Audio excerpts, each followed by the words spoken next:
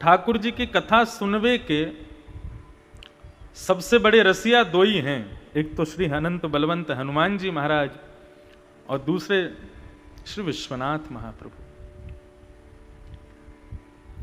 कुछ ना कहे, कुछ ना करे, कोई नियम ना करे, कोई विशेष पूजा ना करे, लेकिन ठाकुर जी को केंद्र में रख करके, विश्वनाथ को केंद्र में रख करके, श्री हनुमान जी को केंद्र में रख करके यदि भगवत चर्चाओं को कहना प्रारंभ कर दे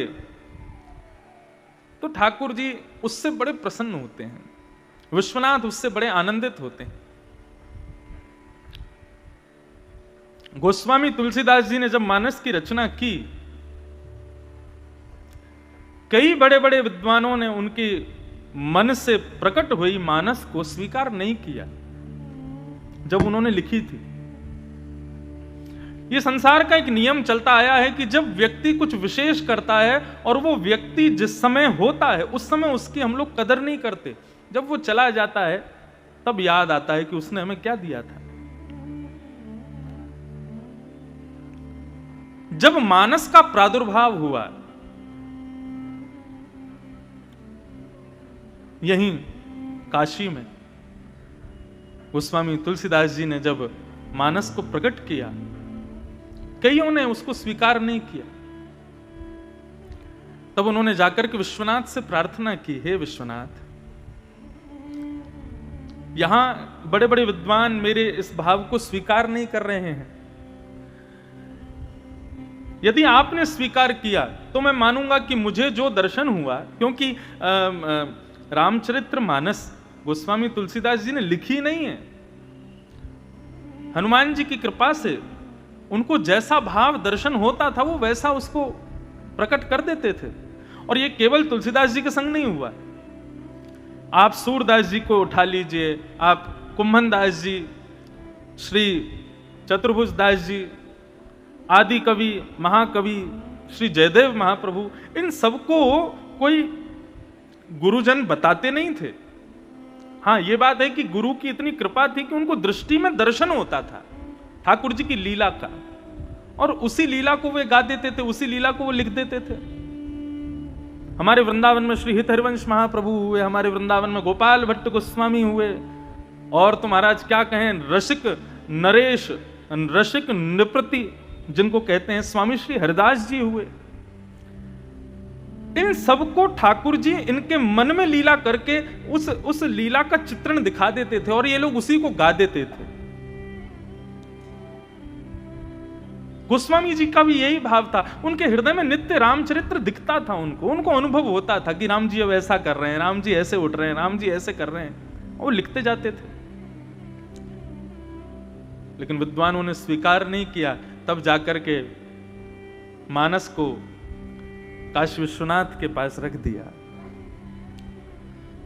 और कई ग्रंथ रखे गए, कई रामायणें रखी गई। रामायण कितनी है, 100 करोड़ रामायण है, रामायण सतकोटि अपारा।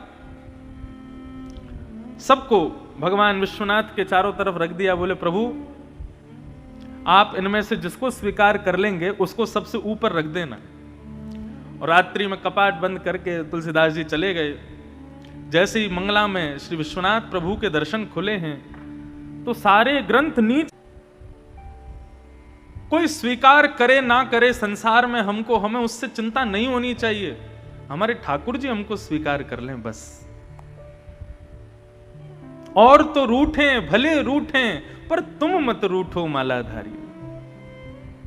संसार रूठ जाए, संसार को मनाने में मत लगे रहो। जीवन का ऐसा एक दिन हमारे जीवन में आवे कि जब से हम संसार को रिझाना बंद कर दें, ठाकुर जी को रिझाना प्रारंभ कर दें। हमारी कथा का मुख्य उद्देश्य यही है। सुनने वाला व्यक्ति, सुनने वाले श्रोता जितने भी आए, हम उनको बस यही बताना चाहते हैं कि संसार में ठाकुर जी की भक्ति क्या है। भक्ति केवल इतनी है कि आज से, अभी इसी वक्त से दुनिया रीझे इसकी चिंता छोड़ दो, मेरे ठाकुर जी कैसे रीझेंगे, ये चिंता हो। और जिस दिन ये चिंता प्रारंभ हो उसी दिन भक्त बन जाएंगे हम। उसी दिन ठाकुर जी के भक्त बनने का मतलब ये नहीं तिलक लगा लो, चंदन लगा लो, धोती बगलबंदी पहन के घूमो, नहीं। भक्त का मतलब क्या है, ठाकुर जी की स्वीकारीकरण में तुम आ जाओ, ठाकुर जी तुमको स्वीकार कर ले। तो ऐसी विश्वनाथ की भूमि जिन्होंने मानस को स्वीकार किया, और उसके बाद गोस्वामी तुलसीदास जी का दर्शन नहीं हुआ, इसी 80 घाट पर गोस्वामी जी रघुनाथ जी के चरणों को प्राप्त हो गए।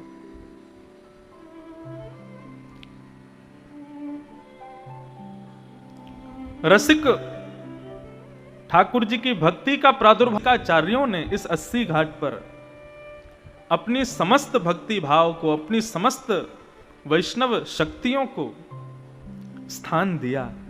वहां पर मुझे कथा कहने का अवसर मिले तो इससे बड़ा और सौभाग्य क्या होगा।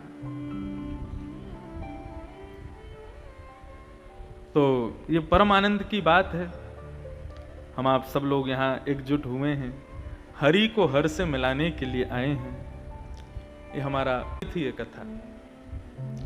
परंतु देव दिवाली पर काशी में तो इतनी भीड़ होती है, इतना सब कुछ व्यवस्था रहती है, लेकिन ठाकुर जी ने अपने आप ही थोड़ी पहले करवा दी। बोले क्योंकि देव दिवाली पर शंकर जी बहुत बिजी हो जाएंगे, तो बोले उस दिन तो हमारी एब्सेंट लग जाएगी, कथा में हम आ नहीं पाएंगे, इतने भक्त आएंगे।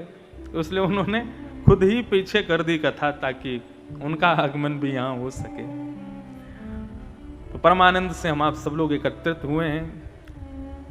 अब काशी की बात, काशी के लोगों को क्या बताएं, यहाँ के लोग तो सब जानते हैं, लेकिन हम अपने अनुभव से जो जो हमको लगेगा, अपनी वाणी से, अपने भाव से उन बातों को यहाँ सुनाएंगे जरूर। और विद्वान जब व्यक्ति हो जाता है ना, व्यक्ति हो जाता है ना, व्याकरण का, संस्कृत का, उसका फर्स्ट चॉइस उसकी क्या होती है, पहली मांग उसकी क्या है? श्रीमद् भागवत। विद्वानों की पहली मांग होती है, पहला प्रेम होता है श्रीमद् भागवत।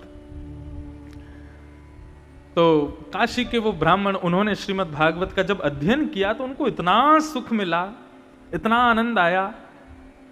वो नित्य विश्वनाथ प्रभु के सामने मणिकर्ण का घाट पर बैठ करके और ठाकुर जी की तरफ मुख करके भागवत जी का पाठ शंकर जी को सुनाया करते थे। बहुत ध्यान से सुनिएगा, नित्य पाठ सुनाते थे बाल अवस्था से। धीरे धीरे धीरे बड़े हुए तो माता पिता ने उनसे निवेदन किया, बेटा तुम बड़े हो गए हो, कहीं काम धंधा करने जाया करो, कुछ नौकरी किया करो, कुछ पैसे कमाया करो, घर लाया करो। बोले ठीक है पिताजी, आप जहां कहेंगे वहां नौकरी कर लेंगे। उनकी कहीं नौकरी लगा दी, बेचारे वहां काम करने जाते, लेकिन बेमन से जाते। उनका मन बस यही लगा रहता, मैं कैसे ठाकुर जी का पाठ ज्यादा से ज्यादा करूं, भागवत जी का ज्यादा से ज्यादा अध्ययन करूं, इसी में उनकी प्रवृत्ति होती थी।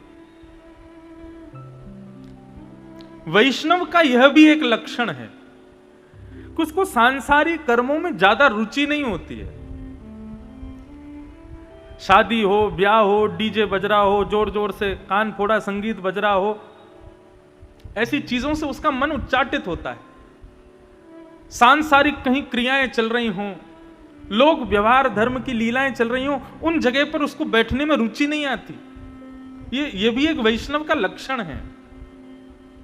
उसका बार बार मन क्या कहता है, कहीं कोई हरिनाम सुना दे, कहीं कोई ठाकुर जी का दर्शन करा दे, कहीं कोई मंगलमयी कथा सुना दे, कोई ठाकुर जी का मंगल, कोई चरित्र लीला सुना दे। उसकी बार बार इच्छा यही होती है। यह भी एक वैष्णव का लक्षण है।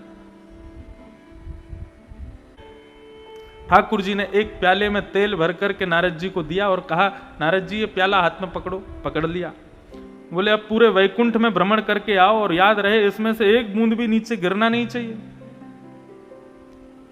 नारद जी बोले इसमें कौन सी बड़ी बात, अभी चला जाता हूं। भगवान बोले और सुनो, ये हमारा सुदर्शन चक्र तुम्हारे पीछे चलेगा। बोले क्यों? बोले यदि एक भी बूंद गिरा सर धर से अलग।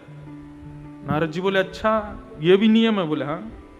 अब तो नारद जी, अच्छा भगवान ने एक और कहा था, ये देख के आना वैकुंठ की गली की झाड़ू लगाने वाली कैसी दिख रही थी, वैकुंठ के वृक्ष कैसे थे, तोता अपने मुख से क्या बोल रहे थे, इन सब का दर्शन करके आना, मुझे बताना आके। नारद जी महाराज निकल गए। अब तो महाराज वो ऐसे ही चलते रहे, बहुत दिनों तक भ्रमण करके जब लौट के भगवान के पास आए, आकर के नीचे प्याला रख दिया। भगवान बोले हो आए? बोले हाँ प्रभु हो आया। बोले बताओ वैकुंठ की गलियां कैसी थी, गली में झाड़ू लगाने वाली कैसी थी, वृक्षों पर तोते क्या बोल रहे थे?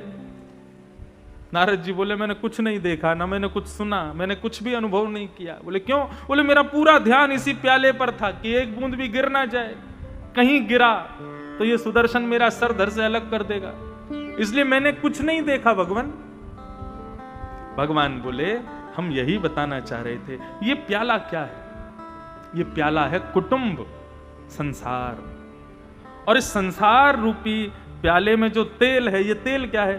बोले यही परिवार है, माता पिता भाई बंधु चाचा ताऊ भुआ फूफा जीजा दीदी, ये सब लोग। इनको लेकर के जब व्यक्ति चलता है तो पीछे सुदर्शन क्या है? बोले ये कर्म चक्र है, संसार का समय चक्र है, जो प्रतिदिन तुमको मारने के लिए तुम्हारे पास आता जा रहा है। हम हर दिन मर रहे हैं, हर दिन मृत्यु के समीप जा रहे हैं।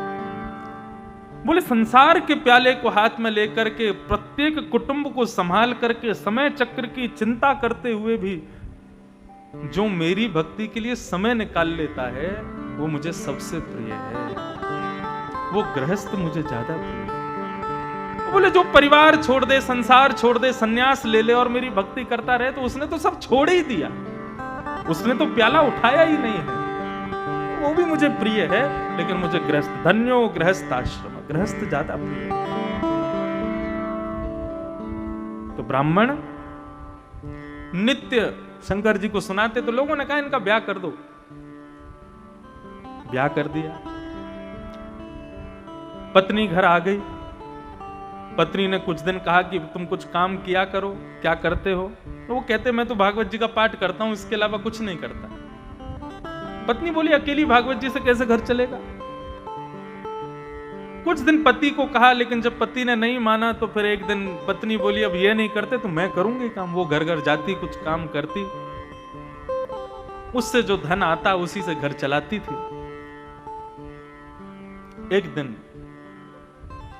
उन ब्राह्मण के घर पर कुछ महात्मा आ गए। महात्माओं ने आकर के ब्राह्मणी से कहा कि ब्राह्मणी, हमने सुना है किसी बढ़िया वैष्णव का घर है ये। बोले जी भगवान, है तो वैष्णव का घर। बोले वैष्णव का घर है तो फिर प्रसादी पवाओ, भोजन कराओ। हम 15-20 महात्मा आए हैं, सबको भोजन खिलाओ। ब्राह्मणी तो बड़ी परेशान हो गई। क्यों? क्योंकि भोजन की सामग्री इतनी नहीं थी घर में, इतनी थी कि 3-4 लोग ही पा सकते हैं। अब 15-20 महात्माओं का भोजन कैसे बनाया जाए? इतनी सामग्री बनाने को भी नहीं है और इतना सामान है भी नहीं कि बना सके। क्यों? पत्नी कुछ घरों में काम करती है, उससे जो मिलता है उससे थोड़ा बहुत ही धन आता है घर में, उससे थोड़ा बहुत अनाज होता है, इतना धन नहीं होता, इतना अनाज नहीं होता घर में। कभी बार बार रसोई में जावे, कभी कक्ष में जावे, संतों को मना कैसे करूं? बार बार रसोई में कक्ष में जाते देख महात्मा समझ गए, बोले कि हम गलत समय पर आ गए, अभी लगता है इनके यहाँ व्यवस्था नहीं है। महात्माओं ने कहा बिटिया कोई बात नहीं, हम फिर कभी आ जाएंगे, अभी तुम आराम करो और कभी व्यवस्था होगी तब हम आ जाएंगे, ठीक है, अभी हम चलते हैं। और ऐसा कह के महात्मा चले गए। बंधुओं, कभी संत घर आवे, ब्राह्मण घर आवे और बिना कुछ लिए और बिना कुछ दिए जावे, इससे बड़ा अभाग्य हमारा कुछ नहीं हो सकता। संत ब्राह्मण घर पर आवे तो कुछ लेकर जावे, चाहे अन्न हो, चाहे दक्षिणा हो, चाहे वस्त्र हो, कुछ तो लेके जावे। और जब जावे तो जाने से पहले कुछ देकर जावे। देने का भाव क्या? कुछ सद बात बता के जावे, कुछ कीर्तन करके जावे, कुछ कह के जावे, कुछ सुना के जावे। अगर ब्राह्मण संतों के घर आने पर ये 2 क्रियाएं नहीं हुई हैं तो ये हमारा अभाग्य है। ब्राह्मणी तो बड़ी चिंतित हो गई, बोले आज मेरा कितना बड़ा दुर्भाग्य, इतने बड़े बड़े संत मेरे घर आए और बिना कुछ पाए, बिना कुछ दिए जा रहे हैं। यदि आज मेरे पति कहीं नौकरी कर रहे होते, बढ़िया धनवान होते, खूब सारा अनाज हमारे घर में होता, कुछ बना करके इनको खिलाती मैं। लेकिन दुर्भाग्य है मेरा, ऐसे पति से मेरा ब्याह हुआ, कुछ करता नहीं, कुछ कमाता नहीं, और उसी की वजह से हम लोग इतने योग्य नहीं कि संतों को भोजन करा सकें। बड़ी दुखी थी। आज जब वो ब्राह्मण देवता विश्वनाथ प्रभु को कथा सुना करके, पाठ सुना करके, अपनी भागवत जी की पोथी हृदय से लगा के जब घर आए, आकर के कहने लगे, देवी हमारा पाठ पूर्ण हो गया, लाओ कुछ प्रसादी लाओ।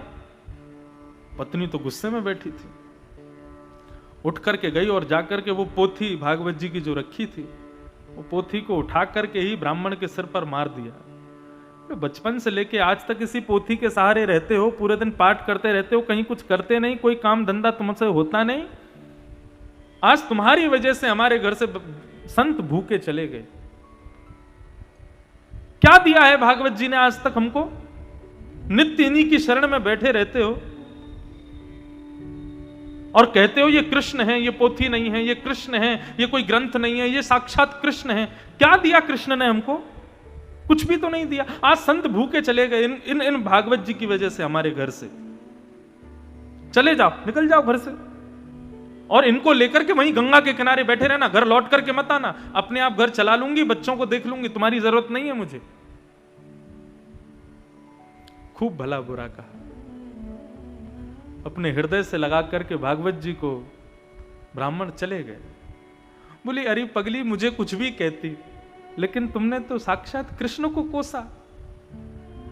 और भागवत जी से क्षमा कहने लगे, हे कन्हैया, मैं जानता हूं तुम कृष्ण हो, क्योंकि जब मैं भागवत खोलता हूं तो मुझे काले अक्षर नहीं दिखते, ये काले काले अक्षरों में कृष्ण दिखते हैं।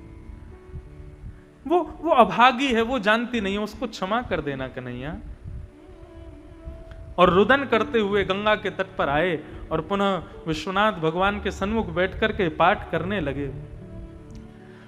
बंधुओं, ठाकुर जी को सब मंजूर है, लेकिन अपने भक्त के नेत्रों में अश्रुबिंद, ठाकुर जी को यह मंजूर नहीं है। ठाकुर जी से देखा नहीं गया।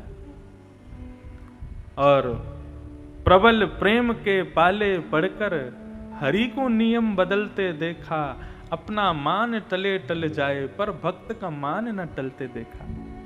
हमारे श्री राधा रमण लाल, हमारे श्रीनाथ जी एक छोटे से बालक का रूप धारण करके वाराणसी की गलियों में प्रकट हो गए। सिर पर एक स्वाफा बांधा, घुंघराले केश हैं, ऊंची ऊंची धोती पहनी, हाथों में पद्मराग के कड़ूले पहने, ये कटाक्ष नेत्र, घुंघराले केश, अलकावली मुखमंडल पर छा रही है। और ठाकुर जी के इतने सारे रूप देखे, बंशी वारे देखे, राधा जी के संग वारे देखे, ये गिरधर रूप वारे देखे, लेकिन काशी में तो अद्भुत रूप में ठाकुर जी आए। कैसे? बोले, जैसे कोई बेचने वाला अपनी सामग्री सिर पर रख करके गली गली घूमता है, ऐसे ही एक डलिया में ना जानो क्या लेकर के कुछ बेचने की भावना से ठाकुर जी इस काशी की गलियों में घूम रहे हैं, वाराणसी की गलियों में घूम रहे हैं। जिस गली से निकले, जिस घर के सामने से निकले, वो ही देखता रह जाए, अरे इतना सुंदर बालक, ये कौन है, ये किसका है। और गली गली घूमते हुए अपनी सुंदर महक से पूरे काशी को महकाते हुए लाल जी सीधे पहुंचे उस ब्राह्मण के घर। और ब्राह्मण के घर में जाकर के जैसे ही गेट खटखटाया, ब्राह्मणी ने गेट खोला। गेट खोलते ही पहले तो देखती रह गई, इतना सुंदर बालक, ये कौन है, ये कहां से आया है। कहने लगी, कौन हो भैया, हमें कुछ नहीं चाहिए, क्या बेचने आए हो, हमें कुछ नहीं लेना है, चले जाओ यहां से। ठाकुर जी इशारा करने लगे।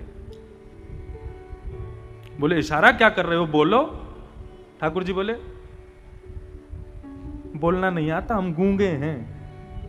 अच्छा, गूंगे हो? बोले, आओ अंदर आओ। ठाकुर जी अंदर गए और अंदर जाकर के डलिया रख दी। और डलिया रख दी तो ब्राह्मणी बोली, ये डलिया क्या है, कौन हो, क्या काम क्या है, क्यों आए हो। तो ठाकुर जी ने अपने गोजा में से, इसको गोजा बोलते हैं, गोजा मतलब पॉकेट, गोजा मतलब जेब, हमारी ब्रजभाषा में इसको बोलते हैं गोजा। ठाकुर जी ने अपने गोजा में से एक पत्र निकाल करके ब्राह्मणी को दिया और दे करके ठाकुर जी तुरंत वहां से प्रणाम करके चले गए। ब्राह्मणी बोली, अपनी डलिया तो ले जाओ। ठाकुर जी बोले, रखो वहीं, निकल गए। ठाकुर जी तो चले गए। जैसे ही ब्राह्मणी ने पत्र खोला तो पत्र में लिखा था, तुम्हारे पति तुमसे बिना बताए हमारी मजदूरी करते हैं, लेकिन अपनी तनख्वाह कभी हमसे लेते नहीं हैं। बचपन से हमारी मजदूरी करते आए हैं, आज तक कभी हमसे तनख्वाह नहीं ली, लेकिन आज हमको किसी ने बताया उनको बहुत जरूरत है, इसलिए उनकी जीवन भर की जितनी तनख्वाह है, उनकी जितनी रोजगारी होनी चाहिए, हम सब तुमको देने आए हैं। और ऐसा कहकर के ठाकुर जी तो चले गए। ब्राह्मणी ने जैसे ही डलिया से कपड़ा हटा करके देखा रहो तो हीरे जवाहरात मोती सोना चांदी ना जाने कैसे कैसे रत्नों से भरी हुई डलिया। ब्राह्मणी बोली राम राम राम राम, मैंने आज अपने पति को क्या नहीं कहा, कितना बुरा भला सुनाया।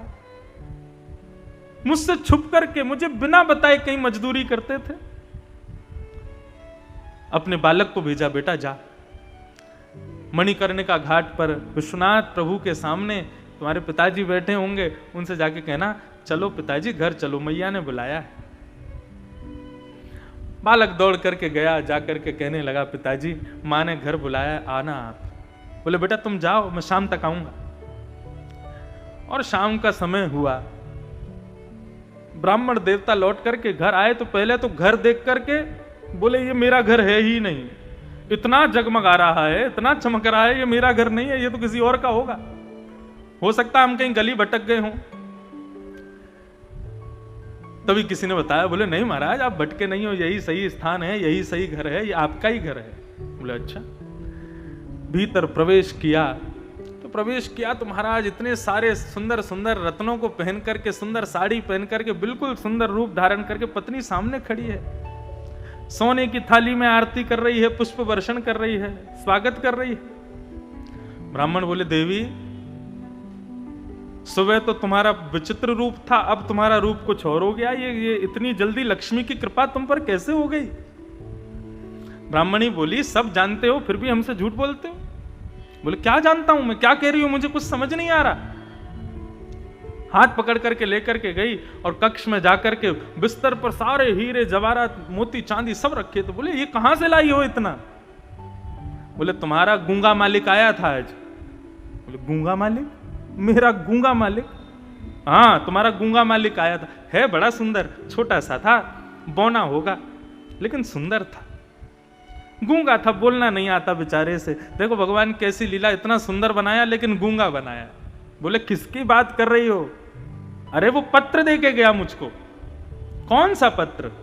अरे उस पत्र में लिखा तुम उनके यहां नौकरी करते हो, कभी अपना तनख्वाह नहीं लेते, तो आज वो तुम्हारी जीवन भर की सारी तनख्वाह इतनी दे करके गए। देवी पत्र दिखाओ। जैसी ब्राह्मणी ने जाकर के वो पत्र दिया, पत्र खोल करके देखा, उनके पत्र खोल के देखते ही सारे अक्षर एक हो गए और पत्र में ही श्री ठाकुर जी का मंगलमय स्वरूप प्रकट हो गया। और वो स्वरूप देख करके आनंदित हो गए और कहने लगे देवी सही कह रही है, वो मेरे मालिक ही थे, मेरे ठाकुर जी आए थे, मेरे लाल जी आए थे, मेरे नाथ ही आए थे। मजदूरी कुछ नहीं, श्रीमद् भागवत का जो आश्रय ले लेता है ना, ऐसा मान लेना वो ठाकुर जी के यहां नौकरी ही कर रहा है। और जगत मजूरी देते है। हम संसार में किसी के यहां मजदूरी करते हैं तो वो हमारी मजदूरी देता है कि नहीं। हम किसी के यहां जॉब करें, किसी के यहां नौकरी करें, किसी के यहां व्यापार करें, कुछ भी करें, सब तनख्वाह तो देते हैं ना। ऐसे ही भागवत का आश्रय जो ले लेता है, उस भागवत आश्रित को अपनी दर्शन रूपी, अपनी कृपा रूपी मजदूरी ठाकुर जी देते हैं। जगत मजूरी देते हैं, क्यों राखे भगवान, क्यों रखेंगे ठाकुर जी। तो ठाकुर जी ने आकर के वो उस ब्राह्मण को इसी काशी में प्रदान किया। तो श्रीमद् भागवत साक्षात कृष्ण का स्वरूप है। और इस कथा से बंधुओं कुछ मिले ना मिले, एक चीज लेकर के जाना, भागवत का कोई भी एक श्लोक याद कर लेना, कोई भी एक स्तुति याद कर लेना, कोई भी एक गीत याद कर लेना, और जब जब आप अपने काशी विश्वनाथ जी का दर्शन करने जाओ, मंदिर प्रांगण में कहीं कोने में बैठ करके वो श्लोक गा करके सुना देना, वो सुंदर पद गा के सुना देना, वो सुंदर भाव गा के सुना देना। विश्वास मानिएगा, लाखों लोग दर्शन विश्वनाथ का करने आते हैं, लेकिन विश्वनाथ केवल तुम्हारा दर्शन करेंगे, विश्वनाथ केवल तुमको सुनेंगे। और मुझे पता है हम यहाँ कथा कर रहे हैं लेकिन उनका मन नहीं लग रहा वहां पे, वो वहां से यहीं कान लगा के बैठे होंगे, क्या बात चल रही है, कैसी कथा चल रही है, क्या हो रहा है। यही तो आनंद है, यही सुख तो देने आए हैं हम उनको। श्रीमद् भागवत साक्षात कृष्ण है, उन कृष्ण का आश्रय लेने के लिए हम आए हैं, हम बता रहे हैं। सच्चिदानंद रूपाय विश्वोत्पत्त्यादि हेतवे तापत्रय विनाशाय श्री कृष्णाय वयं नमः। अब थोड़ा सा महात्म्य सुन लें। श्रीमद् भागवत के महात्म्य का पहला श्लोक।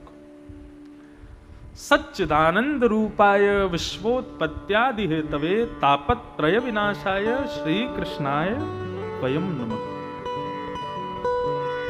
बंधुओं, इस श्लोक में ठाकुर जी का परिचय दिया जा रहा है। जाने बिन न होए प्रतीति, बिन प्रतीत होत नहीं प्रीति। जब तक ठाकुर जी को जानेंगे नहीं, उनसे प्रीति कैसे होगी, इसलिए उनको जानो पहले, वो कैसे हैं। तो यहां पर जो बात बताइए बहुत ध्यान से सुनना। पहली बात, सच्चिदानंद रूपाय। भगवान के कितने रूप हैं? 3 रूप हैं। ये जो हमारे पीछे खड़े हैं। अच्छा एक बात बताएं, ये मंच हमने ही डिजाइन करवाया, कैसा लग रहा है? बढ़िया ना? देखो बीच में श्रीनाथ जी खड़े हैं और उनका दर्शन करने के लिए साक्षात महादेव पधारे। और महादेव, पहले ये सखियां खड़ी थी बगल में, मैंने कि कहीं तो छोड़ो हमारे ठाकुर जी को अकेला, जाओ कोने में। हाँ, यहां तो सखी के रूप में साक्षात महादेव हैं। और सखी क्यों ना हो, ये तो गोपी हैं, ये गोपेश्वर हैं, गोपियों के भी ईश्वर हैं। हमारे वृंदावन में आपके विश्वनाथ नथनी लगा के बैठे हैं, गोपी बन के बैठे। बोल गोपेश्वर महादेव की जय। साक्षात गोपेश्वर बन करके बैठे हैं। तो ठाकुर जी के 3 रूप हैं। रूप और स्वरूप दोनों में भेद है। स्वरूप अनेक हो सकते हैं, लेकिन ठाकुर जी के रूप 3 ही हैं। चाहे वो काशी विश्वनाथ हो, चाहे वो वृंदावन बिहारी लाल हो, चाहे वो केदारनाथ हो, चाहे बद्रीनाथ हो, ठाकुर जी के स्वरूप बहुत सारे हैं, लेकिन प्रत्येक ठाकुर जी के रूप 3 ही हैं। ये 3 रूप काशी विश्वनाथ के भी हैं, ये 3 रूप हमारे ठाकुर जी के भी हैं। कौन कौन से? पहला, सत्य। ठाकुर जी सत्य स्वरूप हैं। ठाकुर जी का दूसरा स्वरूप क्या है? चैतन्य। वो चिद स्वरूप है। चिद का भाव क्या है? चैतन्य का भाव क्या है? वे सब घट व्यापी हैं। हमको सर्दी लगती है, हमको गर्मी लगती है, हमको पसीने आते हैं, हमको ये सब अनुभव होता है। क्यों? क्योंकि हम चैतन्य, हम जड़ नहीं हैं। और काशी में ऐसा कह दिया जाए तो भी कोई अतिशयोक्ति नहीं, जड़ चैतन्य दोनों का समावेश संगम होता है काशी में। क्यों? चैतन्य तो हम सब बैठे हैं, और जड़ कहाँ है? बोले मणिकर्णिका का घाट पे जितने भी जल रहे हैं सब जड़ हैं। और एक आध कोई जल रहे हो ऐसा नहीं, जितने जल रहे हैं उतने ही नहा रहे हैं, उतने ही वेटिंग में खड़े हैं, उतनी गली में खड़े हैं। यहाँ तो लाइन लगी रहती है महाराज। पहले पिताजी महाराज की कथाओं में मैं सुनता था मणिकर्णिका घाट के बारे में। पिताजी बताते थे, बोले भैया मरना आश्चर्य नहीं है, यदि मृत्यु देख करके आश्चर्य होता है तो काशी के मणिकर्णिका घाट पर जाकर के देखो, तुम्हारा आश्चर्य नष्ट हो जाएगा। क्यों? और मुझे तो कल मेरा तो और दूसरा आश्चर्य नष्ट हुआ। मणिकर्णिका पे तो इतनी भीड़ लगी रहती है, लाइन से जल रहे हैं, और अब तो डबल मंजिल, ऊपर भी जल रहे हैं, नीचे भी जल रहे हैं, इधर उधर जहां जगह मिल जाए वहीं चिता लगा के महाराज संस्कार हो रहा है। उतने ही नहा रहे हैं और वेटिंग में खड़े हैं गली में, कब हमारा नंबर आवे तो हम भी जले। लेकिन कल मैंने एक और बड़ा विचित्र देखा, पहली बार देखा। एयरपोर्ट से जब मैं आ रहा था तो टम्पो में अंदर तो लोग बैठे थे, ऊपर किसी का शव बांध करके लेके जा रहे थे। ये मैंने पहली बार देखा। मैं तो एक बार घबरा गया, हृदय बिल्कुल, मैंने कहा अरे बाप रे, मैंने कहा ये गति। कंधे पे तो देखे, मैंने टम्पू में पहली बार देखा है। अभिषेक जी बता रहे, बोले महाराज जी आसपास के गांव के लोगों की सबका यही भाव है, काशी में ही क्यों, काशी में स्वयं भगवान शिव कान में आकर के राम नाम कहते हैं, राम तारक मंत्र सुनाते हैं, तो मोक्ष द्वार है, यहां से मुक्ति कन्फर्म है। लेकिन इस प्रकार भी शव आते होंगे, ये मैंने पहली बार देखा। एम्बुलेंस के भीतर आते हैं और भी कई तरीकों से आते हैं, लेकिन छत पर रख करके कहां से बेचारा चल के आ रहा होगा। और भीतर लोग रो रहे थे टम्पू में अंदर। मैंने कहा ये तो धूप से बच रहे हैं, ऊपर वाले को पूरी धूप लग रही है। और उसकी माला लहरा रही थी और उड़ उड़ के गिर रही थी पीछे वाले लोगों पर। मैं देख के मैंने कहा जय हो। कस के रस्सी से बांध रखा था टम्पू, कहीं दच्चियों में उछक जाए तो सब बेचारा पकड़ के बैठा था कि अभी गिर नहीं जाऊं मैं नीचे। यह भी एक आश्चर्य था। मृत्यु आश्चर्य नहीं है। तो हम सब कौन है? हम सब चैतन्य। ऐसे ठाकुर जी हमको चैतन्य करने वाले वे साक्षात चैतन्य स्वरूप हैं। ठाकुर जी को जड़ नहीं मानना चाहिए कभी भी। तो भगवान का पहला स्वरूप है वे सत्य हैं, दूसरा रूप है वो चैतन्य है, और तीसरा आनंद स्वरूप है। चिदानंद रूप शिवोहम शिवोहम, चिदानंद रूप शिवोहम शिवोहम, चिदानंद रूप शिवोहम शिवोहम, चिदानंद रूप शिवोहम शिवोहम, चिदानंद रूप शिवोहम शिवोहम। ये ठाकुर जी का तीसरा स्वरूप है आनंद। वे सदा आनंद स्वरूप हैं। भगवान का दर्शन करने जाओ, भगवान की कथा सुनने जाओ, तो यहां जो अच्छा लगता है ना उसको सुख नहीं कहते, उसको आनंद कहते हैं।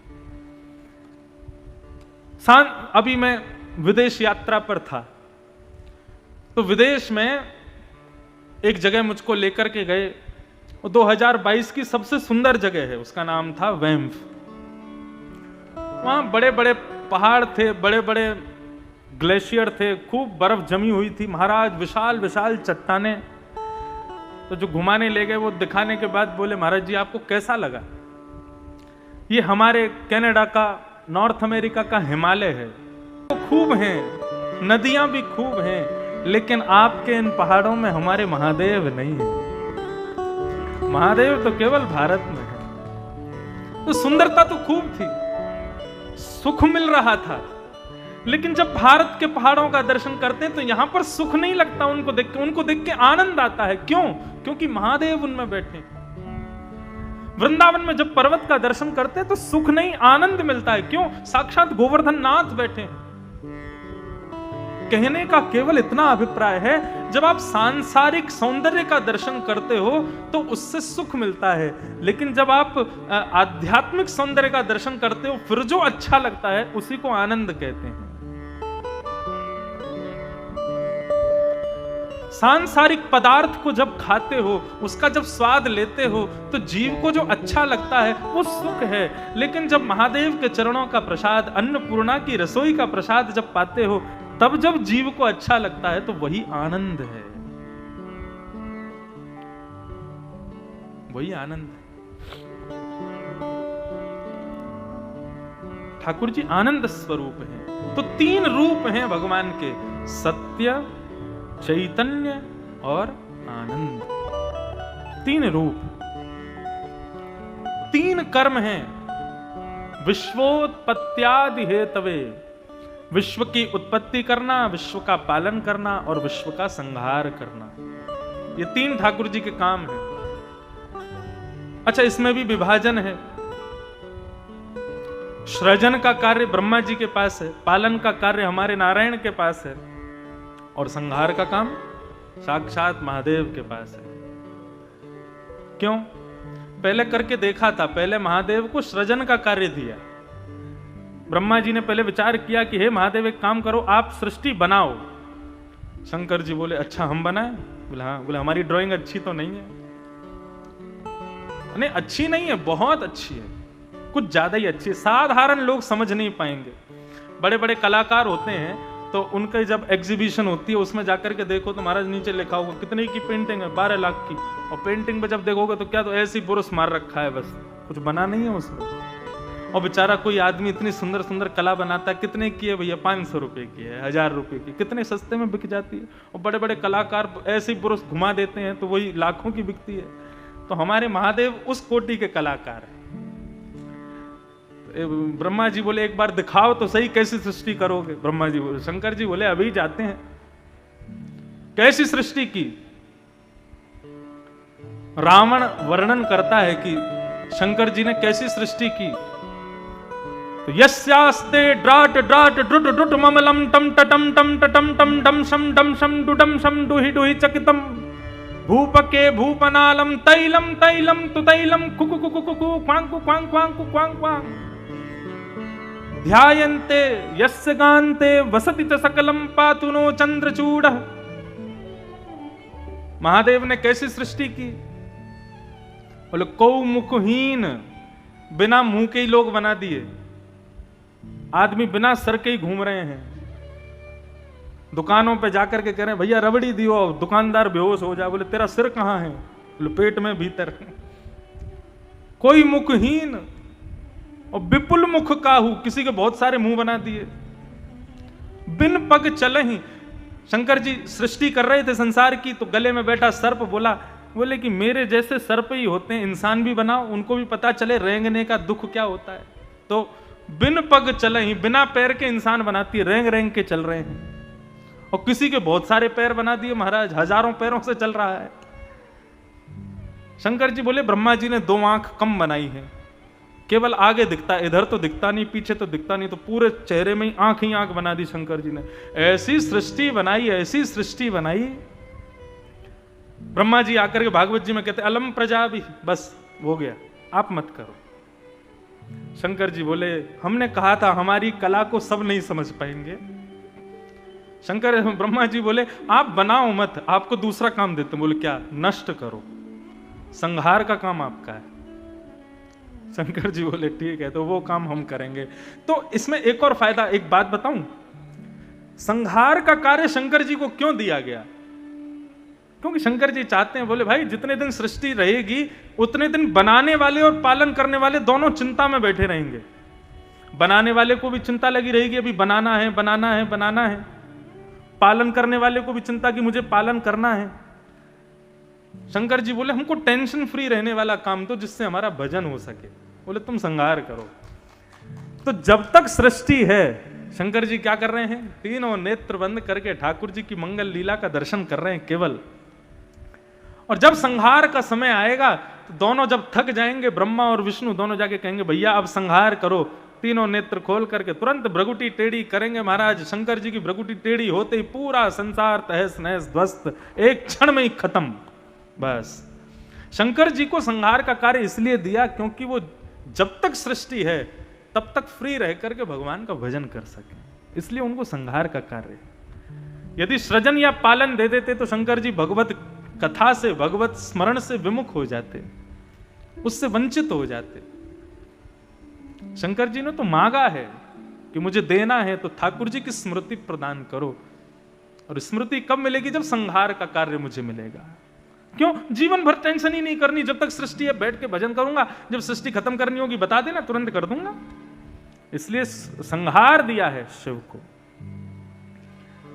तो विश्वोत्पत्त्यादि हेतवे तापत्रय विनाशाय, 3 प्रकार के तापों का जो समन्वय करते हैं, विनाश करते हैं, आदिदैविक, आदि भौतिक, आध्यात्मिक। ऐसे श्री कृष्णाय वयं नमः, ऐसे श्री कृष्ण को हम बारंबार प्रणाम करते हैं, उनको बारंबार नमन करते हैं। तो ऐसे त्रिकालावाधिक जो हैं तीन रूप, तीन कर्म और तीन प्रकार के तापों से मुक्त करने वाले श्री कृष्ण को वयम नमः हम सब प्रणाम करते हैं, उनको नमन करते हैं। भागवत का प्रारंभ होता है नमन से। मतलब ये बतानी चाहते हैं भागवत जी कि वैष्णव भक्त हों, ये ठाकुर जी को और कुछ नहीं दे सकते, केवल और केवल नमस्कार ही कर सकते हैं। हम केवल ठाकुर जी को प्रणाम कर सकते हैं, इसके अलावा हमारे पास देने को कुछ नहीं है। हम जो कुछ भी ठाकुर जी को देते हैं सब ठाकुर जी की कृपा से हमको प्राप्त है, कुछ नया नहीं। इसलिए केवल प्रणाम करो ठाकुर जी को। और यदि कुछ देने का भाव आवे तो अपना मन दो, अपना हृदय दो ठाकुर जी को। आगे भी कथाएं आएंगी कई सारी। तो नैमिषारण्य क्षेत्र में 88,000 सौनकादि ऋषि बैठे हैं, मानव कल्याण के लिए यज्ञ कर रहे थे। तभी वहां पर श्री सूत जी महाराज का आगमन हुआ और सूत जी महाराज के आगमन होते ही समस्त ऋषियों ने उनसे मानव कल्याण का मार्ग पूछा। कोई संत दर्शन हो, कोई अच्छे ब्राह्मण विद्वान दिखें, कोई अच्छे वक्ता दिखें, कोई अच्छे वैष्णव दिखें, तो उनसे और कुछ नहीं पूछना चाहिए, केवल और केवल भक्ति का मार्ग, भगवत मार्ग और अपने कल्याण का मार्ग, बस ये पूछना चाहिए। मैं अपना कल्याण कैसे करूं, और फिर वो जो कह दें उसको स्वीकार करूं। हम लोग क्या करते हैं, जब हमें पता चलता है कि कोई संत हमारे यहाँ आए हैं, हमारे देश में आए हैं, हमारे शहर में आए हैं, हमारे नगर में आए हैं, हम पहले सोच के जाते हैं, उनसे जाके हमें पूछना क्या है। नहीं, खुद को बिल्कुल खाली करके जाओ। घड़े में जल तब ही विराजमान होता है जब घड़ा खाली होता है।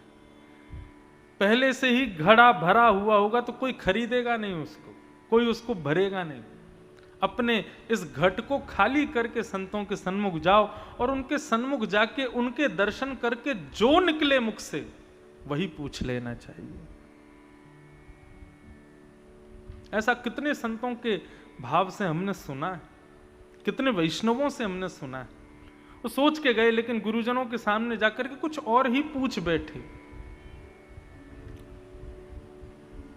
संतों के सन्मुख तो शून्य होकर के जाओ। वृंदावन में जब श्री कुंज बिहारी प्रकट हुए, हमारे वृंदावन बांके बिहारी का मूल नाम, असली नाम क्या है? कुंज बिहारी। कुंज का मतलब क्या होता है? जहां पर वृक्ष वल्लरियों से बढ़िया स्वयं वृक्षों के द्वारा, जहां कुंज, जैसे ये पंडाल एक क्या है? ये कुंज है, एक छांव है, इसके नीचे हम आप सब लोग बैठे हैं। लेकिन ये एक मानव के द्वारा बनाई गई है, कपड़ों से बनाई गई है, लोहे आदि से लगा करके इस कुंज को बनाया। लेकिन हमारे वृंदावन में कैसी कुंज है? सघन कुंज कहते हैं, वृक्षों की कुंज है। और उस कुंज में जो ठाकुर जी प्रकट हुए उनका नाम पड़ा क्या? कुंज बिहारी। तो जब श्री कुंज बिहारी प्रकट हुए तो एक लाहौर के बहुत बड़े वैष्णव थे। तब भारत पाकिस्तान एक ही था, अखंड भारत था। तो उस वैष्णव को जब पता चला कि वृंदावन में ठाकुर जी का एक मंगलमय स्वरूप प्रकट हुआ है, कुंज बिहारी, और हमारे बिहारी जी को सबसे प्रिय क्या है? हमारे बिहारी जी को सबसे ज्यादा प्रिय है इत्र की सेवा और माला, गले में माला, खूब सारी माला पहनते हैं। श्रीनाथ जी को उत्सव और भोजन। अभी परसों ही अन्नकूट गोवर्धन उत्सव हुआ। अन्नकूट क्यों होता है पता है आपको? 7 दिन 7 रात्रि पर्यंत ठाकुर जी गिरिराज पर्वत धारण करके रहे। एक दिन में कन्हैया जब ब्रजमंडल में प्रकट हुए तो 8 बार भोजन करते थे। कितनी बार? 8 बार। उठते पट दूध पियो। उठते ही तो क्या करते हैं? पहले लड्डू और दूध से तो महाराज जी श्रीमान जी का उत्थापन होता है। हम लोग उठते ही हाथ मुंह धोते हैं, ब्रश करते हैं, लेकिन ठाकुर जी उठते कैसे हैं? मैया दूध लेके आवे, लाला उठ जा। ठाकुर जी कहें अभी नींद आ रही, अभी ना उठनो। तब मैया कहा करे, ठाकुर जी के सिरहाने पे हाथ रख के लाला को नेक उठावे। सोते भय रहेंगे ठाकुर जी, और दूध ते भरे व पात्र को लाल जी के मुख से लगावे। तो सोते सोते ठाकुर जी दूध को पान करें और तब नेत्र धीरे धीरे खोल। ऐसे तो उठते हैं ये। उठते पट दूध पियो, और फिर दूध पीते कहेंगे मैया मुझको कुछ खावे को दे। तब मैया लड्डू को भोग लगावे। लड्डू और दूध का भोग लगता है ठाकुर जी को उठते ही। हमारे वृंदावन बिहारी लाल को भोजन बहुत प्रिय है। 8 बार भोजन करते हैं, अष्टयाम सेवा, 8 बार भोजन। फिर उसके बाद बाल भोग होगा। बाल भोग के बाद फिर श्रीमान जी नहाने जाएंगे, और स्नान भी रोज नहीं करते। हाँ, छोटा बालक जैसे 4-5 दिन में एक बार नहाता है, ऐसे हमारे वृंदावन के ठाकुर जी सब जो हैं वो 4-5 दिन में एक बार नहाते हैं। श्रृंगार रोज होगा, लेकिन स्नान कैसा होता है? पूरा जल से स्नान नहीं करेंगे, अभिषेक नहीं, गीले कपड़े से मुख पोंछ देंगे, आंख पोंछ देंगे, गला पोंछ देंगे, गीले कपड़े से पूरा ठाकुर जी का सेवा होगी। और फिर श्रृंगार होगा, फिर श्रृंगार भोग, उत्थापन। पहले तो उठे तब भोग, फिर उसके बाद बाल भोग, फिर श्रृंगार भोग, और फिर श्रृंगार भोग के बाद एक और भोग आता है, उसका नाम है श्रम भोग। ये श्रम भोग क्या है? वो ठाकुर जी का श्रृंगार हुआ ना, तो श्रृंगार करवाने में ठाकुर जी थक गए, तो थकान हो गई, तो उसका भोग अलग आता है, उसका नाम है श्रम भोग। कितना भोग खाते हैं। तो हमारे वृंदावन बिहारी लाल जो हैं उनको इत्र की सेवा बड़ी प्रिय है। आज भी इत्र खूब लगाते हैं। तो लाहौर में एक वैष्णव को पता चला कि वृंदावन में ठाकुर जी का मंगल स्वरूप प्रकट हुआ है। कुंज बिहारी उस इत्र का व्यापारी था, तो उसने खस का, महंगा वाला खस का इत्र मंगाया, और थोड़ा बहुत नहीं, खूब सारा मंगाया। और उस खूब सारे इत्र को सोने के पात्र में सुंदर सजा के उस वैष्णव ने कहा कि वृंदावन में इतने सुंदर ठाकुर प्रकट हुए, मैं पैदल चल करके इत्र की सेवा लेकर के जाऊंगा वृंदावन तक, और वृंदावन में जाकर के इत्र प्रदान करूंगा। अब देखो यही बात, वैष्णव पहले से सोच करके ना जावे, वो वैष्णव कैसा? प्रेम तो किसे कहेंगे कि सामने हमारा प्रेमी हो, और प्रेमी को देखते ही जो भाव प्रकट हो जाए वो भाव हम प्रस्तुत करें। पहले से सोच के क्या जाना? प्रेम में पूर्व नियोजित कार्य नहीं होते। प्रेम में तो तत्क्षण जो व्यवस्था बन जाए वो कार्य स्वीकार किया जाता है, और उसी में ही आनंद होता है। हमारे अभिषेक जी ने पहले सोचा था देव दिवाली पे कथा होगी, लेकिन नहीं हुई। ठाकुर जी बोले मेरी इच्छा के सामने नहीं चलेगी तेरी, ये तो मैं अपनी इच्छा से ही करूंगा। खिसक गई अपने आप डेट, पहले हो गई। तो प्रेम में पूर्व नियोजित नहीं होता कार्य। पहले से सोच के जाने लगे और मनी मन सोचने लगे मेरे द्वारा चढ़ाया गया इत्र बिहारी जी को लगेगा, पूरी कुंज में इत्र की सुगंधी हो जाएगी, वृंदावन में सब चर्चा का विषय बन जाएगा। अरे भैया कौन लेके आया हो इतना बढ़िया इत्र? मन में पहले ही सोचते हुए जा रहे थे। इत्र की ऐसी सुगंधी कि जिस नगर से वो निकलते उस नगर के लोग इत्र की सुगंधी सुनते, भैया कहां से आ रही है? बोले एक वैष्णव वृंदावन जा रहा है, लाहौर से इत्र लेकर के आया है।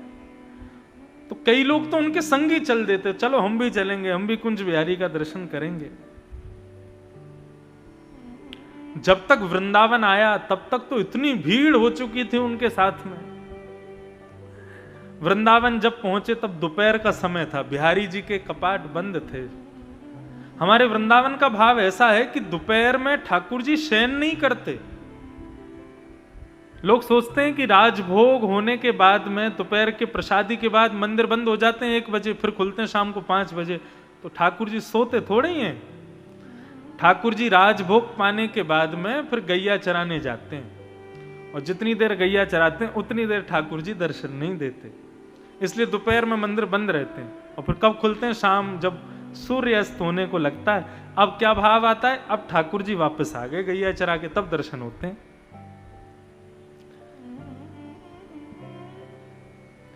दोपहर में पहुंचे, मंदिर बंद था। वैष्णवों ने कहा कि भैया इत्र लाए हो बिहारी जी के लिए? बोले हाँ भैया इत्र लाए हैं, बिहारी जी का मंदिर तो बंद है, अब क्या करें? बोले कोई बात नहीं, अभी 1-2 घंटे में बिहारी जी का मंदिर खुल जाएगा, तब तक तुम एक काम करो, यमुना के तट पर स्वामी श्री हरिदास जी महाराज बैठे हैं, थोड़ी देर उनके पास बैठ करके उनका दर्शन कर लो। स्वामी श्री हरिदास जी जिन्होंने बिहारी जी को प्रकट किया। आप लोग कथाओं में आएंगे तो एक चीज का ध्यान रखना, यहां पर ब्रज के कई ऐसे संतों का, ऐसे भक्तों के नाम बताए जाएंगे, शायद सुने ना हो, लेकिन सुनकर के उनको अपने हृदय में स्थान दीजिएगा, क्योंकि भक्त जब हृदय में बैठेंगे तब हमको उनके योग्य बनाएंगे। तो स्वामी श्री हरिदास जी महाराज यमुना के तट पर बैठे, थोड़ी देर उनके पास बैठ लो जाके। ठीक, जैसे ही गए, स्वामी श्री हरिदास जी मानसी सेवा में बैठे थे। सेवा के अनेक रूप होते हैं। हम लोग जो करते हैं वो सेवा कैसी? एक तो होती है पूजा और एक होती है सेवा। पूजा कौन सी होती है? पूजा जो अधिकतर संसार के लोग करते हैं, चाहे सर्दी हो चाहे गर्मी, शंकर जी पे गरम जल चढ़ा रहे हैं, ठंडा जल चढ़ा रहे हैं, उनको सर्दी ना लग जाए, कोई बात नहीं, जैसा है चढ़ा देंगे। हाथों की अंगूठियां भी नहीं उतारेंगे, उसी से रगड़ा मार देंगे। शंकर जी की आंख नाक एक हो जाती हैं। त्रिपुंड लगा देंगे, चरणों में प्रणाम कर देंगे, जय हो भोले बाबा, ब्रुम ब्रुम ब्रुम करेंगे। ये पूजा है, ये सेवा नहीं है। सेवा में तो अपने स्वामी के सुख का विचार किया जाता है। सेवा भी अनेक प्रकार की हम लोग करते हैं अपने ठाकुर जी को। कई लोग सुबह भोग लगाते हैं, रात में लगाते ही नहीं है। कई लोग केवल रात्रि का सेवा करते हैं, सुबह कोई सेवा नहीं करते। कई लोग पूरे दिन सेवा करते हैं। कई लोग केवल सुबह सुबह चना बादाम आदि रख देते हैं, पूरे दिन ठाकुर जी चना चनोरी खाओ बस। कई घरों में ऐसी सेवा होती है। कई घरों में ठाकुर जी बड़े सुंदर सुंदर मंदिरों में बैठे हैं, लेकिन कई घरों में जाओ तो कहाँ बैठे हैं? जिन अलमारियों में कपड़े रखे वहीं ऊपर वाली अलमारी पे ठाकुर जी भी बैठे हैं। ये सब रूप हैं। लेकिन हमारे वृंदावन के रसिकाचार्य ये ठाकुर जी एक अलग सेवा करते हैं, और वो सेवा है मानसी सेवा। मानसी सेवा कैसी होती है? नेत्र बंद हो जाते हैं, एक आसन पर बैठे हैं, स्थान की विस्मृति हो जाती है, मैं कहां बैठा हूं, मेरे पास कौन बैठा है, मेरे सामने क्या है, पीछे क्या है, सब भूल जाते हैं। नेत्र बंद करके अपने हृदय में एक अलग कुंज निर्माण की जाती है, और उस कुंज में प्रिया प्रियतम का मंगल स्वरूप प्रकट करके हम उनके सहचर भाव से, उनके दास्य भाव से उस कुंज में प्रवेश कर जाते हैं। वो मानसी सेवा है। वृंदावन के अनेक रसिकाचार्य मानसी सेवा में रहते हैं। नेत्र बंद करके ठाकुर जी को कुंज में ही लाड़ लड़ाते हैं। श्रीमद् वल्लभाचार्य जी महाराज कहते हैं कि अपने घर के ठाकुर जी की प्रत्यक्ष सेवा करोगे, ठाकुर जी स्वीकार करेंगे नहीं करेंगे कोई जरूरी नहीं है, लेकिन अपने हृदय से मानसी सेवा करोगे तो ठाकुर जी जरूर स्वीकार करेंगे। वल्लभाचार्य जी पास एक भक्त गया, उसने जाकर के कहा कि महाराज मैं इतना धनवान नहीं हूं कि ठाकुर जी का रोज भोग लगा सकूं, रोज श्रृंगार कर सकूं, रोज उत्सव कर सकूं, मैं क्या करूं, मैं कैसे सेवा करूं? श्रीमद् वल्लभाचार्य कहने लगे, बोले तुम मानसी सेवा करो। बोले मानसी सेवा कैसी होती है? बोले नेत्र बंद करके मन में विचार करो कि ठाकुर जी मेरे सामने बैठे हैं, मैं ठाकुर जी का श्रृंगार कर रहा हूं, ठाकुर जी को स्नान करा रहा हूं, ठाकुर जी का भोग लगा रहा हूं, इस भाव से करो। उसने वही किया। जा करके बैठ गया और बैठ करके मन में विचार करने लगा, एक सामने चौकी है, चौकी पर ठाकुर जी बैठे हैं, अब चलो मैं इनका स्नान करा रहा हूँ। अरे थोड़ा जल थोड़ा सा गर्म लेके आया हूँ, ठाकुर जी को थोड़े से गर्म जल से, उष्ण जल से स्नान करा रहा हूँ। अब बढ़िया सुंदर एक वस्त्र से ठाकुर जी के अंग को पोंछ रहा हूँ, अब ठाकुर जी के अंग में इत्र लगा रहा हूँ, अब ठाकुर जी का सुंदर श्रृंगार कर रहा हूँ, वस्त्र पहना रहा हूँ। ये सब मन में सोच रहा है, कर नहीं रहा। अरे मेरे ठाकुर जी कितने सुंदर लग रहे हैं, आहा, नजर उतार रहा है। अरे ठाकुर जी को भूख लगी होगी, दूध लेकर के आया, ठाकुर जी को दूध का भोग लगाऊंगा। अरे सादा दूध है, इसमें थोड़ी मिश्री तो डालूं, 1 चम्मच मिश्री डाल दी, 2 चम्मच मिश्री डाल दी, 3 चम्मच मिश्री, अरे मिश्री तो बहुत ज्यादा हो गई।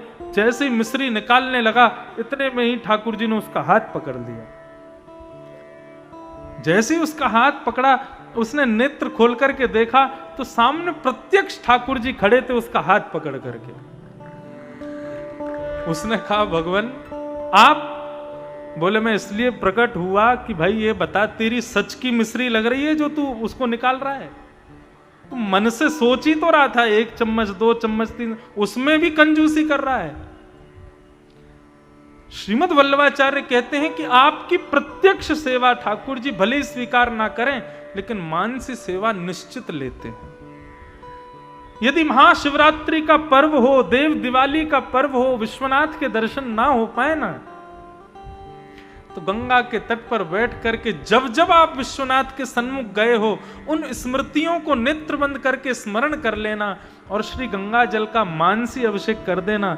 आपको सत्य बताएं, भीतर मंदिर में गए हुए लोगों के अभिषेक को उन्होंने भले ही स्वीकार ना किया हो, आप बाहर बैठ करके मन से करोगे, उसको स्वीकार करेंगे। ये है मानसी सेवा, मन की सेवा। और हमारे वृंदावन के रसिकाचार्य इसी सेवा में रहते हैं। इस सेवा में रहना बहुत मुश्किल है। क्यों? क्योंकि हम लोग लैला मजनू का सिनेमा देखने वाले, उल्टे सीधे सीरियल देखने वाले, उल्टे सीधे फोन में कार्यक्रम देखने वाले, हम नेत्र बंद करेंगे तो काशी विश्वनाथ नहीं दिखेंगे।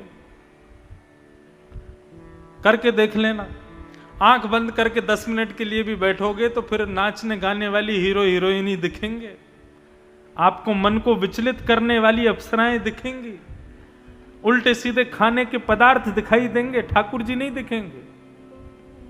मानसी सुनने में जितनी सरल है, करने में उतनी कठिन है। तो वो इत्र लेकर के आया और आकर के यमुना के तट पर बैठा तो श्री स्वामी हरदास जी महाराज मानसी सेवा में बैठे थे। उसने जाकर के इत्र स्वामी श्री हरदास जी के सन्मुख रख दिया और ऊपर से ढक्कन और खोल दिया, और वो बिना ढक्कन खोले उसमें से इतनी महक आ रही थी। जैसे ही ढक्कन खोला तो महाराज पूरा वातावरण उस इत्र की सुगंध से सुगंधित हो गया। जितने लोग वहां बैठे थे सब आहा वाह वाह वाह वाह ऐसे आनंद करने लगे। स्वामी श्री हरदास जी महाराज अपनी मानसी में बैठे थे और मानसी में बैठे बैठे उनके चेहरे का आव भाव बदल गया, और बदलते ही वो ऐसे हाथ अपना घुमाने लगे, और घुमाते ही उनका हाथ पड़ गया उस इत्र के पात्र पर। इत्र के पात्र को तुरंत उठाया और उठा करके यमुना जी में फेंक दिया। इत्र तो फेंका ही फेंका, सोने का जो पात्र था वो भी फेंक दिया, और फेंक करके मुस्कुराने लगे, जय हो जय जय श्री राधे, जय जय श्री राधे, श्री कुंज बिहारी कह करके स्वामी श्री हरदास जी आनंदित हो गए। लेकिन वो भक्त क्या जाने कि यहां क्या हुआ था, उसका मन तो बड़ा उदास हो गया। बोले कि मैं इतनी दूर से इतना महंगा इत्र लेकर के और सोने के पात्र में पैदल चल करके आया कि कुंज बिहारी को अर्पित करूंगा, और ये बाबा जी ने मेरा इत्र भी फेंक दिया, मेरा पात्र भी फेंक दिया, कोई कीमत ही नहीं समझी उसकी। उसका मन उदास हो गया। उसी समय सोचने लगा, कुंज बिहारी को प्रणाम करता हूं, वापस चला जाऊंगा, जीवन में कभी नहीं आऊंगा वृंदावन। अरे यहां वस्तु का मोल नहीं जानते लोग। स्वामी श्री हरदास जी के जब नेत्र खुले, नेत्र खोल करके उस बालक को देखा, उसके सिर पर हाथ फेरने लगे, बोले जाओ दर्शन खुल गए हैं, बिहारी जी का दर्शन कर लो, वैष्णवों का ले जाओ इनको, बिहारी जी का दर्शन कराओ। बिहारी जी के दर्शन करने के लिए जैसे ही निधिवन राज में प्रवेश किया, सघन कुंज में से उसी इंद्र की सुगंधी आ रही थी। जैसे ही उस वैष्णव ने जाकर के बिहारी जी को देखा तो सिर के मुकुट से लेकर के नख तक उस इत्र में ही सराबोर श्री बिहारी जी खड़े हुए थे, मानो थोड़ी से चुचा रहा था इत्र ठाकुर जी के। ये दर्शन करके वो समझ नहीं पाया ये क्या हुआ। उन्होंने वो इत्र, अच्छा सुगंधी एक ऐसी ठाकुर जी की रचना है, एक बार आपने कोई सुगंधी ले ली तो आपको कोई कहे कि आप कहीं गए और आपने कहा मुझे वो इत्र चाहिए, कोई कितना भी ले आवे, लेकिन जब तक वो सुगंधी नहीं मिल जाएगी आपकी नासिका को संतुष्ट नहीं होगा, संतोष नहीं होगा। क्योंकि नासिका का एक गुण है, वो एक बार जिसको सूंघ लेती है वो जीवन भर याद रखती है। आपने 20 साल पहले भी यदि कोई सुगंधी ली होगी, 20 साल बाद यदि कोई वही इत्र लगा करके आपके पास आ जाए तो आप नेत्र अपने आप बंद हो जाएंगे, 20 साल पुरानी स्मृति अपने आप प्रकट हो जाएगी। सुगंधी में इतनी ताकत होती है। उसको पता था कि ये इत्र मेरा ही है, उसकी सुगंधी से उसको पता चल गया था। तो बिहारी जी को प्रणाम किया, वो तो हैरान हो गया, दौड़ करके गया और स्वामी श्री हरदास जी के चरणों में गिर गया और कहने लगा, भगवान आपने मेरा इत्र का पात्र यमुना जी में प्रदान किया, यहां फेंक दिया था, तो वो फिर बिहारी जी को कैसे प्राप्त हुआ, मैं समझ नहीं पा रहा हूं, मुझे बताइए। स्वामी जी मुस्कुराने लगे और मुस्कुरा करके कहने लगे, बालक जब तुम आए थे ना, उस समय मैं मानसी में बैठा था और मैं मानसी में क्या चिंतन कर रहा था कि प्रिया प्रियतम दोनों होली खेल रहे हैं। और जब होली खेल रहे थे तो ठाकुर जी ने अपनी पिचकारी से ऐसा रंग हमारी श्री जी पे, हमारी किशोरी जी पे, हमारी राधा रानी पे डारो कि राधा रानी की हार है रही। राधा रानी ने तभी सखियन से इशारों किया, बोले कछु ऐसो चटक रंग लेके आओ कि कन्हैया पे डाल दूं, या कि पोशाक या को मुकुट या के पामन की जूती सब ऐसी रंग जाए कि खूब धोवे के बाद भी नहीं छूटे, तब हमारी जीत होगी। तब सब सखी खोजवे के काजे गई, ऐसा रंग कहां मिलेगो, तभी तेने इत्र को वो पात्र मेरे सामने ला करके रख दियो और मैंने वो पात्र उठा करके किशोरी जी को दियो और किशोरी जी ने वो बिहारी जी पर छिड़क दियो, बिहारी जी वही इत्र में रंग गए। ये मानसी सेवा है। बोलो कुंज बिहारी लाल की जय। ये मानसी भाव है। कहने का अभिप्राय केवल इतना था बंधुओं, फिर वो जो व्यक्ति थे लाहौर के, वो जीवन भर कभी लाहौर गए ही नहीं लौट के, वो वृंदावन में ही हो गए, वृंदावन के ही रह गए। और जब तक रहे तब तक श्री स्वामी हरदास जी के कृपा पात्र बन करके रहे, बिहारी जी के चरणाश्रित बन करके रहे। तो कहने का भाव ये था बंधुओं कि जब वैष्णवों से मिलो, जब संतों का दर्शन करो, जब गुरुजनों का दर्शन करो, तो पूर्व विचार करके मत जाना कि मुझे वहां जाके माला पहनानी है, वहां जाके प्रणाम करना, उनसे ये पूछना नहीं। वैष्णवों के तो सन्मुख जाके जो भाव प्रकट हो जाए वही प्रस्तुत करो। संतों से तो देख करके जो मन में प्रश्न हो जाए, सांसारिक ना हो, अपने कल्याण का हो, वो प्रश्न तुरंत कर लो, फिर वो जो दे दें उसको स्वीकार करना।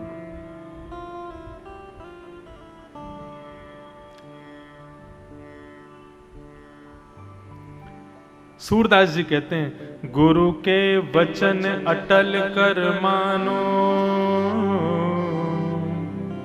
साधु समागम कीजे, मन रे कृष्ण नाम कह लीजे। गुरु के वचन अटल कर मानो, गुरु जो कह दे उसको मानो। गुरु कह दे कि चले जाओ यहां से प्रयागराज, तो ये मत पूछो प्रयाग में जाके करना क्या है, तुरंत जाओ। गुरु की आज्ञा है, वैष्णवों की आज्ञा है, ब्राह्मणों की आज्ञा है, उसको तुरंत मानो।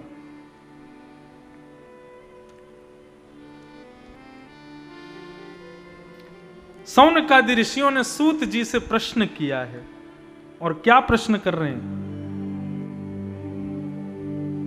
चिंता मणिर्लोक सुखम सुरद्रुः स्वर्ग संपदम प्रयच्छति गुरुः प्रीतो वैकुंठम योगि दुर्लभम। कि श्रेयसां यद्भवेत् श्रेय पावनानां च पावनम् कृष्ण प्राप्ति करम सस्व साधनं तद्वदाधुना। महाराज, हम आपसे पूछना चाहते हैं कि इस घनघोर कलिकाल में कृष्ण प्राप्ति का साधन क्या है? इस कलिकाल में, इस घनघोर कलिकाल में, जहां मानव पर जीने के लिए भी समय नहीं है, श्वास लेने का भी समय नहीं है, इस कलयुग में भगवत प्राप्ति कैसे हो, श्री कृष्ण प्राप्ति कैसे हो? श्रेष्ठ से श्रेष्ठ, पवित्र से पवित्र उपाय बताइए। तब श्री सूत जी महाराज कहते हैं कि काल व्याल मुखग्रास त्रास निर्णास हेतवे श्रीमद् भागवतम शास्त्रम कलौ गिरेण भाषितम्। इस कलिकाल में केवल एकमात्र श्रीमद् भागवत शास्त्र ही उपाय है जिससे कृष्ण प्राप्ति अति शीघ्र हो सकती है। बंधुओं, भागवत क्या है? श्रीमद् भागवत श्रृंगार पेटी है, और आप सब नव दुल्हन हो, जितने भी यहां बैठे हैं। और व्यास कौन है? बोले श्रृंगारी है। ये जितनी दुल्हन सामने श्रोता के रूप में बैठी हैं, इन सबका श्रृंगार करने के लिए श्रृंगार पेटी लेकर के एक श्रृंगारी बैठा है और सबका श्रृंगार कर रहा है। श्रृंगारी श्रृंगार तो करेगा, लेकिन श्रृंगार करवाने वाले को चाहिए उस समय सतर्क रहे, सावधान रहे, एक आसन में रहे, ज्यादा हिले डुले ना, अपना श्रृंगार अच्छे से करवावे। जितने प्रोडक्ट्स, जितने श्रृंगार के आइटम वो लगा रहा है, सबको लगवावे। कहने का मतलब, जितनी बातें यहां से, जितने सूत्र यहां से, जितने भाव यहां से श्रृंगार के रूप में कहे जा रहे हैं, उन सबको अपने ऊपर लागू करवावे। तब क्या होगा? तुम ऐसी दुल्हन बनोगे कि तुमको स्वीकार करने के लिए साक्षात दुल्हा राजा प्रकट हो जाएंगे। भागवत तो श्रृंगार पेटी है, और आप सब अपना श्रृंगार करवाने यहां आए हो। क्यों? ताकि हम में से किसी का वर्ण वो कर लें, किसी एक को वो चुन लें, या सबको चुन लें। वो तो 16,108 ब्याह करने लायक हैं, उनके तो महिमा अनंत, वो किसी को भी स्वीकार कर सकते हैं। हमारे ब्रज परंपरा में एक कथा आती है। आपके काशी के गोस्वामी तुलसीदास जी के एक भैया थे, उनका नाम था नंददास। नंददास जी जो थे, वो थे हमारे श्याम सुंदर के सखा, और गोस्वामी तुलसीदास जी जो थे वे थे राम जी के अनन्योपासक। तो एक बार गोस्वामी तुलसीदास जी ने नंददास जी को पत्र लिखा, और पत्र में लिख कर के कहा कि भैया नंददास, घर को परनो परिहर्यो, कहो कौन उपदेश, तुलसी यासों जानिए नहीं धर्म को लेश। पत्र में लिख करके अपने भैया नंददास जो गोवर्धन में रहते थे उनको लिख करके कहा कि भैया हम चाकर रघुनाथ के जन्म जन्म के दास, रूप माधुरी मन हरो डार प्रेम की फांस। बोले तुमने बहुत गलती कर दी है, तुमने रघुनाथ जी की शरण क्यों छोड़ी, तुम कृष्ण के सखा क्यों बन गए, तुम कृष्ण के उपासक क्यों बन गए। हमारे तो जन्म जन्मांतर से रघुनाथ जी हमारे स्वामी हैं, उनको छोड़ के तुम वहां क्यों चले गए टेढ़ी टांग वाले के पास। तो नंददास जी उल्टा उनको पत्र लिख करके भेजते हैं, बोले हम चाकर रघुनाथ के, हम ऐसा नहीं कहते कि हम रघुनाथ जी के सेवक नहीं, हम सेवक तो हैं, जन्म जन्म के दास, दास तो हम उनके हैं ही हैं, लेकिन क्या करें, रूप माधुरी मन हर्यो।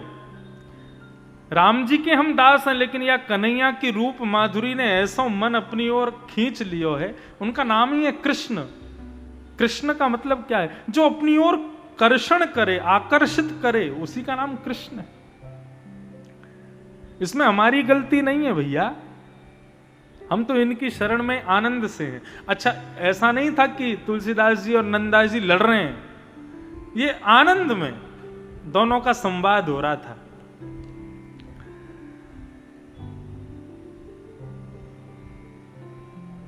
आहा, तुलसीदास जी ने दोबारा लिख करके भेजा, बोले धाम रुचे तो रहो अयोध्या, पुरी रुचे रहो काशी, और वन रुचे तो रहो दंडक वन में, गिरि कामद अविनाशी। बोले यदि धाम में रहने का मन करे तो अयोध्या से बढ़िया धाम नहीं है, और पुरी में रहने का मन करे तो काशी जैसी पुरी नहीं है, और वन में रहने का मन करे तो दंडकारण्य वन में रहो, और यदि गिरी कंदराओं में रहना हो तो चित्रकूट कामतानाथ जी में रहो।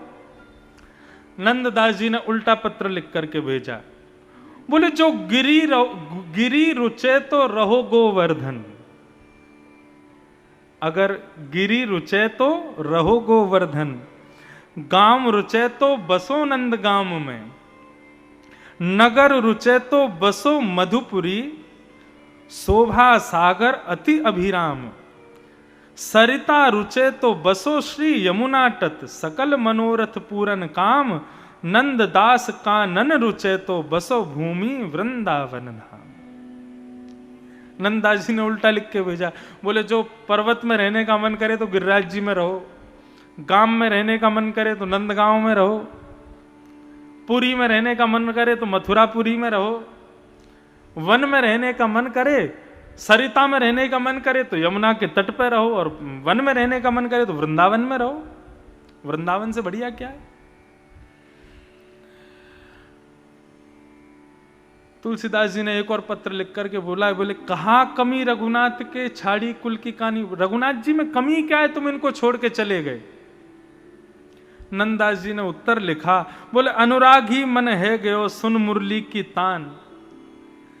बोले रघुनाथ जी में कोई कमी नहीं है, लेकिन मुरली की तान सुन करके हमारा मन अनुरागी है गयो। और बोले गलती तो हमारी नहीं आपकी है।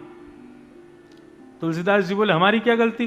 बोले आपने हमारा जन्म होते ही नाम रख दिया नंददास, अगर जन्म होते ही हमारा नाम रख देते रामदास, रघुनाथ दास, राघव दास, तो फिर हम उन्हीं के दास रहे। अब नाम ही रख दिया नंददास, तो फिर तो नंद के ही दास बन के रहेंगे। हमारे ब्रज के एक परम संत हुए, भागवत और राम कथा के बड़े अच्छे विद्वान, वे गाते हैं, दास रघुनाथ का नंद सुत का सखा, कुछ इधर भी रहा कुछ उधर भी रहा। बोले एक रघुनाथ जी के दास बन के मत रहो, एक नंद के ही दास बन के मत रहो, दोनों के दास बन जाओ। और इन दोनों के दास पता है कौन है? महानंद नंदन के संग भी सुख लेते हैं और राम के संग भी सुख लेते हैं। ऐसे तो काशी विश्वनाथ ही हैं, वृंदावन में गोपेश्वर बन के बैठे हैं, और वहां सेतु बंद पर चले जाओ तो वहां रामेश्वर बन के बैठे हैं। दोनों के सखा कौन है? बोले यही हैं, राम इनके हृदय हैं तो कृष्ण इनकी आत्मा है।